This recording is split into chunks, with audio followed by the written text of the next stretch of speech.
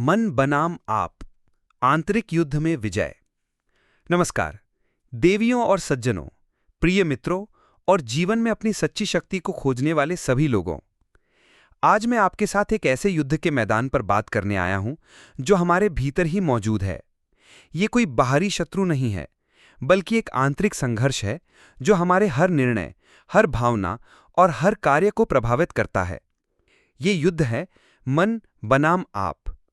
ये सिर्फ एक अवधारणा नहीं है, ये एक गहरा सत्य है। एक ऐसी लड़ाई जो या तो हमें अपनी सीमाओं में बांधे रखती है या हमें असीमित संभावनाओं की ओर ले जाती है। हम में से अधिकांश को लगता है कि हम एक इकाई हैं। हमारा शरीर, हमारा मन और हमारी आत्मा एक साथ काम करती हैं। लेकिन क्या ये हमेशा सच होता है? क्या ऐसा नहीं होता कि कभी-कभी हमारा मन हमें वो करने से रोकता है जो हम जानते हैं कि हमारे लिए अच्छा है? क्या ऐसा नहीं होता कि हमारा मन हमें डराता है, संदेह पैदा करता है और हमें टालमटोल करने के लिए प्रेरित करता है, जबकि हमारा आप कुछ और चाहता है? अक्सर हम खुद को अपने ही विचारों और भावनाओं के जाल में फंसा हुआ पाते हैं क्योंकि हमने इस आंतरिक युद्ध की प्रकृति को नहीं समझा होता है। मन बनाम आप का सिद्धांत हमें एक क्रांतिकारी मार्ग प्रदान करता है। एक ऐसा मार्ग जो हमें सिखाता है कि कैसे हम अपने मन को अपना सबसे बड़ा सहयोगी बना सकते हैं, ना कि अपना सबसे बड़ा दुश्मन। ये हमें सिखाता है कि कैसे हम अपने विचारों और भावनाओं पर नियंत्रण पा सकते हैं, कैसे हम अपनी सीमाओं को तोड़ सकते हैं और कैसे हम अपने जीवन को अपनी इच्छा अनुसार ढाल सकते हैं। ये हमें सिखाता है कि हम अपने भाग्य के निर्माता हैं और हमारा आप ही वह शक्ति है जो हमारे मन को निर्देशित कर सकती है। आज हम मन बनाम आप के मुख्य सिद्धांतों को समझेंगे, कुछ प्रेरणादायक कहानियों के माध्यम से देखेंगे कि यह आंतरिक युद्ध वास्तविक जीवन में कैसे लड़ा जाता है और जीता जाता है, और सबसे महत्वपूर्ण, ये जानेंगे कि हम इस शक्तिशाली अवधारणा को अपने दैनिक जीवन में कैसे एकीकृत कर सकते हैं ताकि हम अपने जीवन में अधिकतम क्षमता को प्राप्त कर सकें। 1. मन बनाम आप। यह आंतरिक संघर्ष क्या है? इस अवधारणा को समझने के लिए हमें मन और आप के बीच के अंतर को समझना होगा। मन। अक्सर जब हम मन की बात करते हैं तो हमारा मतलब हमारे विचारों, भावनाओं, यादों और विश्वासों के स्वचालित प्रवाह से होता है। ये वह हिस्सा है जो अतीत के अनुभवों से सीखता है, भविष्य की चिंता करता है और वर्तमान में डर, संदेह या टालमटोल जैसी प्रतिक्रियाएं उत्पन्न करता है। ये वह हिस्सा है जो आराम चाहता है, दर्द से बचना चाहता है और अक्सर हमें हमारे आराम क्षेत्र में ही रखता है। ये हमारे अवचेतन मन में जमा आदतों, प्रोग्रामिंग और कंडीशनिंग का परिणाम है। ये वह हिस्सा है जो अक्सर हमें कहता है, तुम नहीं कर सकते, ये बहुत कठिन है, या बाद में कर लेंगे। आप वह चेतन शक्ति है, आपकी सच्ची इच्छा, आपका उच्चतर स्व, आपकी आत्मा या आपका उद्देश्य। ये वह हिस्सा है जो सचेत रूप से निर्णय लेता है, लक्ष्य निर्धारित करता है और अपने मूल्यों के अनुसार कार्य करना चाहता है। ये वह है जो बदलाव चाहता है, विकास चाहता है और अपने सपनों को साकार करना चाहता है। ये वह है जो मन के विचारों और भावनाओं का निरीक्षण कर सकता है और उन्हें निर्देशित कर सकता है। आप वह है जो कहते हैं, मैं ये कर सकता हूं, मुझे कोशिश करनी चाहिए या मुझे अभी कार्रवाई करनी चाहिए। संघर्ष कहाँ है? संघर्ष तब उत्पन्न होता है जब मन, जो अक्सर स्वचालित और कंडीशनिंग पर आधारित होता है, आपके खिलाफ जाता है, जो सचेत रूप से कुछ नया या चुनौतीपूर्ण करना चाहते हैं। आप सुबह जल्दी उठना चाहते हैं, लेकिन आपका मन कहता है, अभी थोड़ी देर और सो लो, मन। आप स्वस्थ भोजन करना चाहते हैं, लेकिन आपका मन कहता है, एक और बर्गर खा लो, क्या फर्क पड़ता है, मन। आप एक नया प्रोजेक्ट शुरू करना चाहते हैं, लेकिन आपका मन कहता है, क्या होगा अगर ये काम नहीं किया, तुम पर्याप्त अच्छे नहीं हो, ये मन है।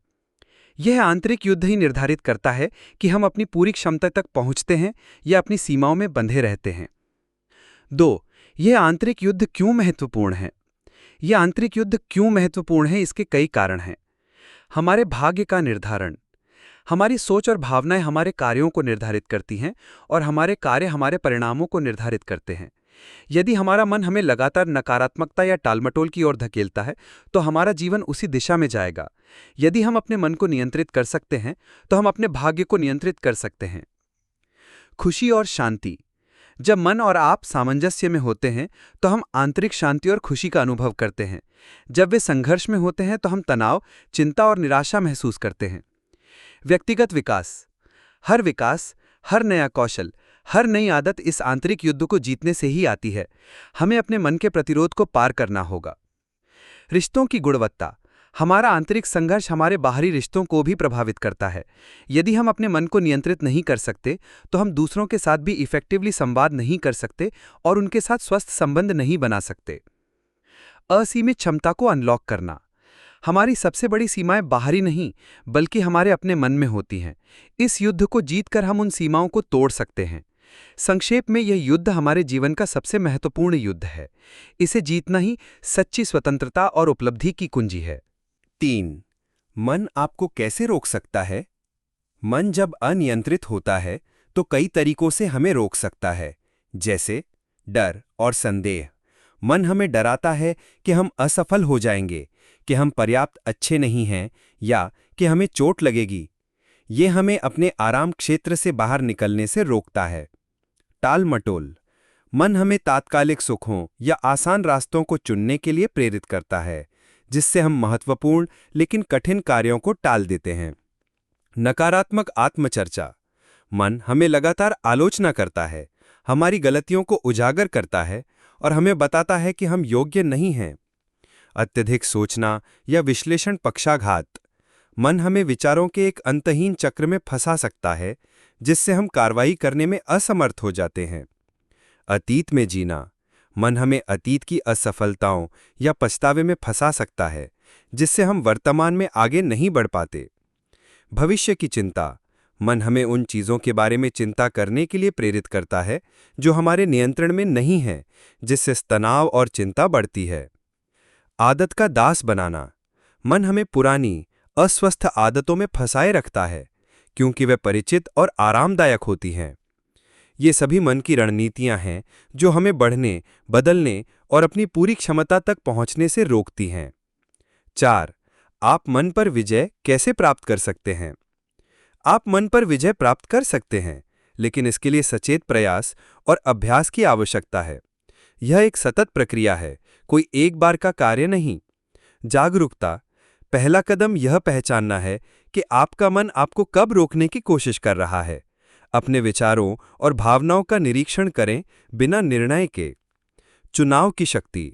आपको यह एहसास होना चाहिए कि आप अपने विचारों और प्रतिक्रियाओं को चुन सकते हैं। आप अपने मन के हर विचार पर विश्वास करने के लिए बाध्य नहीं हैं। निर्देशन। अपने मन को जानबूझकर अपने लक्ष्यों, मूल्यों और सकारात्मक परिणामों की ओर निर्देशित करें। इसे एक बच्चे की तरह प्रशिक्षित करें। अनुशासन। अपने मन को अनुशासित करें। इसका मतलब है कि आप वह करें जो आप जानते हैं कि आपको करना चाहिए, भले ही आपका मन आपका विरोध करे। माइंडफुलनेस और ध्यान। ये अभ्यास आपको अपने विचारों से अलग होने और उन्हें दूर से देखने में मदद करते हैं, जिससे आप उनके गुलाम नहीं बनते। सकारात्मक पुष्टि और कल्पना। अपने अवचेतन मन को नए सशक्त विश्वासों के साथ फिर से प्रोग्राम करें। कार्रवाई। सबसे महत्वपूर्ण बात यह है कि मन के प्रतिरोध के बावजूद कार्रवाई करें। कार्रवाई डर को मारती है और नए न्यूरल पाथवे बनाती है। यह युद्ध जीतने के लिए आपको अपने मन को समझना होगा, उसकी रणनीतियों को पहचानना होगा और फिर सचेत रूप से उसे अपनी इच्छानुसार निर्देशित करना होगा। 5. प्रेरणादायक कहानियां। आंतरिक युद्ध में विजय। अब आइए कुछ वास्तविक जीवन के उदाहरणों पर गौर करें जो मन बनाम आपके सिद्धांतों को उजागर करते हैं। ये कहानियां दर्शाती हैं कि कैसे व्यक्तियों ने अपने आंतरिक संघर्षों पर विजय प्राप्त की और असाधारण परिणाम प्राप्त किए। कहानी 1, डर पर विजय, एक एथलीट की मानसिक दृढ़ता। ये कहानी एक युवा एथलीट अर्जुन की है, जो एक प्रतिभाशाली धावक था। वो हर दौड़ में बहुत अच्छा प्रदर्शन करता था, लेकिन जब भी कोई बड़ी प्रतियोगिता आती तो उसका मन उस पर हावी हो जाता था। उसका मन उसे बताता था, तुम पर्याप्त तेज नहीं हो, तुम हार जाओगे, लोग तुम्हारा मजाक उड़ाएंगे। ये डर और संदेह उसके प्रदर्शन को बुरी तरह प्रभावित करता था और वो अक्सर अपनी पूरी क्षमता तक नहीं पहुंच पाता था। अर्जुन जानता था कि ये उसका मन है जो उसे रोक रहा है, न कि उसकी शारीरिक क्षमता। उसने अपने कोच से बात की, जिन्होंने उसे मन बनाम आपके सिद्धांत के बारे में बताया। कोच ने समझाया कि उसका मन उसका दोस्त हो सकता है या दुश्मन, ये इस बात पर निर्भर करता है कि वो उसे कैसे नियंत्रित करता है। अर्जुन ने अपने मन पर विजय प्राप्त करने के लिए प्रशिक्षण शुरू किया। जब भी नकारात्मक विचार आते तो वो उन्हें पहचानता और कहता, ये मेरा मन है जो बोल रहा है, ये मैं नहीं हूं। उसने खुद को सकारात्मक पुष्टि देना शुरू किया। मैं तेज हूं, मैं मजबूत हूं, मैं जीत सकता हूं। उसने खुद को दौड़ जीतते हुए कल्पना करना शुरू किया। उसने अपने मन को अपने लक्ष्य पर केंद्रित किया। अपनी अगली बड़ी दौड़ में जैसे ही वो शुरुआती रेखा पर खड़ा हुआ, उसके मन ने फिर से संदेह पैदा करना शुरू कर दिया। लेकिन इस बार अर्जुन ने अपने आप को नियंत्रित किया। उसने गहरी सांस ली, मन के शोर को नजरअंदाज किया और केवल अपने लक्ष्य पर ध्यान केंद्रित किया। उसने अपने मन को बताया, तुम मुझे नहीं रोकोगे। उसने दौड़ना शुरू किया और अपनी पूरी क्षमता से दौड़ा। उसने न केवल दौड़ जीती, बल्कि अपना व्यक्तिगत सर्वश्रेष्ठ प्रदर्शन भी किया। यह उसकी शारीरिक जीत से कहीं अधिक उसके मन पर उसकी विजय थी। सीख: ये कहानी हमें सिखाती है कि हमारा मन हमें डर और संदेह से भर सकता है, लेकिन हमारे पास उस डर को पहचानने और उस पर काबू पाने की शक्ति है। जब हम अपने आप को अपने मन पर हावी होने देते हैं, तो हम अपनी सीमाओं को तोड़ सकते हैं और असाधारण चीजें हासिल कर सकते हैं। कहानी 2: टालमटोल से मुक्ति, एक उद्यमी का आंतरिक परिवर्तन। ये कहानी एक युवा उद्यमी रिया की है, जिसके पास एक शानदार व्यावसायिक विचार था। वो बहुत क्रिएटिव और बुद्धिमान थी, लेकिन वो हमेशा टालमटोल करती थी। उसका मन उसे हमेशा कहता था, अभी नहीं, कल कर लेंगे, पहले थोड़ा आराम कर लो। वो घंटों सोशल मीडिया पर बिता देती थी या अन्य छोटी मोटी गतिविधियों में उलझ जाती थी, जबकि उसके महत्वपूर्ण व्यावसायिक कार्य पंडित रहते थे। रिया जानती थी कि उसकी टालमटोल उसके सपनों को मार रही है। उसे एहसास हुआ कि ये उसका मन है जो उसे तात्कालिक संतुष्टि के लिए प्रेरित कर रहा है, जबकि उसका आप वास्तव में अपने व्यवसाय को सफल बनाना चाहता है। उसने मन बनाम आप के सिद्धांत को लागू करने का फैसला किया। रिया ने अपने मन को अनुशासित करने के लिए छोटे कदम उठाए। उसने हर सुबह उठते ही अपने दिन का सबसे महत्वपूर्ण कार्य करने का फैसला किया, भले ही उसका मन उसे बिस्तर में रहने के लिए कहता। जब भी उसका मन उसे विचलित करने की कोशिश करता, तो वो खुद से पूछती, क्या ये मुझे मेरे लक्ष्य के करीब ले जा रहा है? यदि नहीं, तो वो उस विचार को छोड़ देती और अपने कार्य पर वापस आ जाती। उसने अपने कार्यक्षेत्र से सभी विक्षेपणों को हटा दिया। शुरुआत में यह बहुत मुश्किल था। उसका मन हर बहाना बनाता था, लेकिन रिया ने दृढ़ता दिखाई। उसने अपने आप को अपने मन पर हावी होने दिया। उसने खुद को हर छोटे कार्य को पूरा करने के लिए मजबूर किया, भले ही वो उसे करना नहीं चाहती थी। धीरे धीरे उसने अपने मन को फिर से प्रशिक्षित किया। उसने टालमटोल की आदत को तोड़ दिया और उत्पादकता की आदत बना ली। कुछ ही महीनों में रिया ने अपने व्यवसाय में अविश्वसनीय प्रगति की। उसने अपने टालमटोल की आदत पर विजय प्राप्त कर ली थी और उसका व्यवसाय तेजी से बढ़ रहा था। उसने पाया कि जब उसने अपने मन को नियंत्रित किया, तो उसने अपने जीवन को नियंत्रित किया। सीख: ये कहानी हमें सिखाती है कि टालमटोल अक्सर हमारे मन की तात्कालिक संतुष्टि की इच्छा का परिणाम होता है, लेकिन हम अपने आप की शक्ति का उपयोग करके इस आदत पर विजय प्राप्त कर सकते हैं। छोटे अनुशासित कदम उठाकर और अपने मन को अपने लक्ष्यों की ओर निर्देशित करके हम अपनी सबसे बुरी आदतों को भी बदल सकते हैं। कहानी 3: अतीत के बंधनों से मुक्ति, एक कलाकार का भावनात्मक उपचार। ये कहानी एक प्रतिभाशाली कलाकार श्रीमती मीरा की है, जो बचपन के एक दर्दनाक अनुभव के कारण खुद को सीमित महसूस करती थीं। उसके मन में लगातार ये विचार चलता रहता था कि वो अच्छी नहीं है, कि वो कभी सफल नहीं हो सकती और कि उसे प्यार नहीं किया जा सकता। ये विचार उसके अवचेतन मन में इतनी गहराई से बैठ गए थे कि वो उसकी क्रिएटिविटी और उसके रिश्तों को प्रभावित कर रहे थे। मीरा जानती थी कि उसका अतीत उसे रोक रहा है, लेकिन उसे ये नहीं पता था कि वो इससे कैसे बाहर निकले। उसे एहसास हुआ कि ये उसका मन है जो अतीत के दर्द को बार बार दोहरा रहा है, जबकि उसका आप वास्तव में स्वतंत्र होना और अपनी कला को व्यक्त करना चाहता है। उसने मन बनाम आप के सिद्धांत को भावनात्मक उपचार में लागू करने का फैसला किया। उसने एक चिकित्सक और एक गुरु की मदद ली, जिन्होंने उसे अपने विचारों और विश्वासों को पहचानने में मदद की। उसने अपने मन में चल रही नकारात्मक कहानियों को चुनौती देना शुरू किया। जब भी उसका मन उसे बताता था कि वो पर्याप्त अच्छी नहीं है, तो वो खुद से कहती, ये सिर्फ एक विचार है, ये सच नहीं है, मैं योग्य हूं और मैं प्रतिभाशाली हूं। उसने अपने अतीत के अनुभवों को एक डिफरेंट लाइट में देखना शुरू किया, उनसे सीखना और उन्हें छोड़ने का फैसला किया। उसने ध्यान और माइंडफुलनेस का अभ्यास करना शुरू किया ताकि वो अपने विचारों को दूर से देख सके। उसने खुद को प्यार और करुणा देना सीखा। उसने अपने आप को अपने मन को ये बताने दिया कि उसे अब अतीत के बोझ को ढोने की आवश्यकता नहीं है। उसने अपनी कला को अपनी भावनाओं को व्यक्त करने का एक माध्यम के रूप में इस्तेमाल किया, जिससे उसे हीलिंग में मदद मिली। धीरे धीरे मीरा के मन में नकारात्मक विचारों की पकड़ कमजोर पड़ने लगी। उसने अपने अतीत के बंधनों से मुक्ति पाई और अपनी कला में एक नई स्वतंत्रता और गहराई पाई। उसने पाया कि जब उसने अपने मन को अपने अतीत से मुक्त किया तो वो अपने वर्तमान में पूरी तरह से जी सकती थी और अपने भविष्य का निर्माण कर सकती थी। सीख, ये कहानी हमें सिखाती है कि हमारा मन हमें अतीत के दर्द और सीमित करने वाले विश्वासों में फंसा सकता है, लेकिन हमारे पास अपने आप की शक्ति का उपयोग करके उन बंधनों को तोड़ने की शक्ति है। अपनी सोच को चुनौती देकर, खुद को माफ करके और वर्तमान पर ध्यान केंद्रित करके हम भावनात्मक उपचार प्राप्त कर सकते हैं और अपनी पूरी क्षमता को अनलॉक कर सकते हैं। 6. आप अपने मन पर कैसे विजय प्राप्त करें? व्यवहारिक कदम। अपने मन पर विजय प्राप्त करना एक सतत यात्रा है, लेकिन यह आपके जीवन को पूरी तरह से बदल सकती है। यहाँ कुछ व्यवहारिक कदम दिए गए हैं। अपने विचारों को पहचानें और उनका निरीक्षण करें। अपने मन में क्या चल रहा है, इसके प्रति जागरूक रहें। अपने विचारों को बिना निर्णय के देखें, जैसे कि आप एक दर्शक हों। यह पहला कदम है। नकारात्मक विचारों को चुनौती दें। जब कोई नकारात्मक या सीमित करने वाला विचार आता है, तो उससे पूछें, क्या यह सच है? क्या मेरे पास इसका कोई सबूत है? क्या यह विचार मेरे लिए सहायक है? अक्सर आप पाएंगे कि वे केवल मनगढ़ंत कहानियां हैं। पुनर्निर्माण। नकारात्मक स्थितियों या विचारों को एक अलग, अधिक सकारात्मक या रचनात्मक प्रकाश में देखें। उदाहरण के लिए, यह एक समस्या है यह एक चुनौती है जिसे मैं पार कर सकता हूं में बदलें। पुनर्नति की उपस्थिति का अभ्यास करें। हर दिन सकारात्मक पुष्टि दोहराएं जो आपके लक्ष्यों और विश्वासों के अनुरूप हों। इन्हें वर्तमान काल में और भावना के साथ दोहराएं ताकि वे आपके अवचेतन मन में गहराई से बैठ जाएं। कल्पना का उपयोग करें। अपने लक्ष्यों को प्राप्त करते हुए और अपने सपनों को साकार करते हुए खुद को स्पष्ट रूप से कल्पना करें।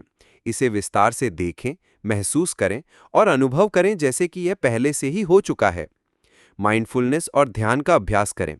ये अभ्यास आपके मन को शांत करते हैं, आपको वर्तमान में लाते हैं और आपको अपने विचारों को नियंत्रित करने की क्षमता देते हैं। ये आपको अपने मन के शोर से अलग होने में मदद करता है। अपने पर्यावरण को नियंत्रित करें। नकारात्मक प्रभावों जैसे कि नकारात्मक लोग, नकारात्मक समाचार, नकारात्मक मनोरंजन से बचें और खुद को सकारात्मक और प्रेरक वातावरण से घेरें। छोटे छोटे अनुशासित कदम उठाएं। अपने मन के प्रतिरोध के बावजूद छोटे छोटे कदम उठाएं। कार्यवाही डर को मारती है और नए सकारात्मक न्यूरल पाथवे बनाती है। अपने क्यों को खोजें। अपने लक्ष्यों और कार्यों के पीछे के गहरे उद्देश्यों को पहचानें। जब आपके पास एक मजबूत क्यों होता है, तो अपने मन के प्रतिरोध को पार करना आसान हो जाता है। आत्मकरुणा का अभ्यास करें। जब आप गलतियां करते हैं या संघर्ष करते हैं, तो खुद के प्रति दयालु रहें। पूर्णता की अपेक्षा करने के बजाय प्रगति पर ध्यान केंद्रित करें। जवाबदेही बनाएं। अपने लक्ष्यों को किसी ऐसे व्यक्ति के साथ साझा करें जो आपको जवाबदेह ठहरा सके। यह आपके मन को बहाने बनाने से रोकेगा। पर्याप्त आराम और आत्म देखभाल। अपने मन और शरीर को रिचार्ज करने के लिए पर्याप्त नींद लें और आत्म देखभाल का अभ्यास करें। एक थका हुआ मन अधिक नकारात्मक और अनियंत्रित होता है। निष्कर्ष, मन बनाम आप हमें सिखाती है कि हमारे जीवन का सबसे महत्वपूर्ण युद्ध हमारे भीतर लड़ा जाता है। यह हमें याद दिलाती है कि हमारा मन हमारा सबसे बड़ा सहयोगी हो सकता है या हमारा सबसे बड़ा दुश्मन। यह इस बात पर निर्भर करता है कि हम उसे कैसे नियंत्रित करते हैं। यह हमें प्रेरित करती है कि हमारे पास अपने विचारों और भावनाओं को चुनने की शक्ति है और उन विचारों के माध्यम से हम अपनी वास्तविकता को आकार दे सकते हैं। जब हम अपने आप को अपने मन पर हावी होने देते हैं, तो हम डर, संदेह और टालमटोल के बंधनों से मुक्त हो जाते हैं। हम अपने अंदर की असीमित क्षमता को अनलॉक करते हैं और एक ऐसा जीवन जीते हैं जो उद्देश्य, अर्थ, खुशी और सच्ची स्वतंत्रता से भरा होता है। याद रखें, यह एक सतत यात्रा है, लेकिन हर छोटी जीत आपको मजबूत बनाती है। आज ही अपने मन पर विजय प्राप्त करने की यात्रा शुरू करें। अपने सपनों को साकार करें। धन्यवाद।